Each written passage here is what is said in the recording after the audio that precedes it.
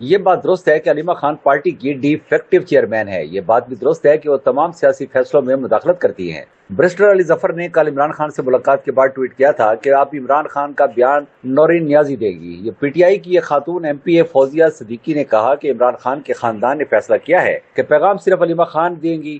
اس کا مطلب یہ ہوا کہ عمران خان علیمہ خان کو مائنس کرنا چاہتے ہیں، لیکن عمران خان کی بہن اس بات پر تیار نہیں کہ علیمہ خان کو مائنس کیا جائے۔ پی ٹی آئی کے اندر بھی علیمہ خان کے خلاف نفرت موجود ہے، لیکن وہ سوشل میڈیا کی طاقت سے اپنے مخالفین کو بدنام اور غدار قرار دیتی ہیں۔ یہی وجہ ہے کہ پی ٹی آئی کا سوشل میڈیا زیادہ تر علیمہ خان کے مخالفین کو ٹارگٹ کرتا ہے، لیکن علیمہ خان یا ان کے قریبی لوگوں سے سوال نہیں کرتا۔ اسی طرح عمران خان کے فیصلوں اور اب پی ٹی آئی کی اندرونی تبدیلیوں میں بشرا بی بی اور ان کے قریبی گروپ کا اثر ہے۔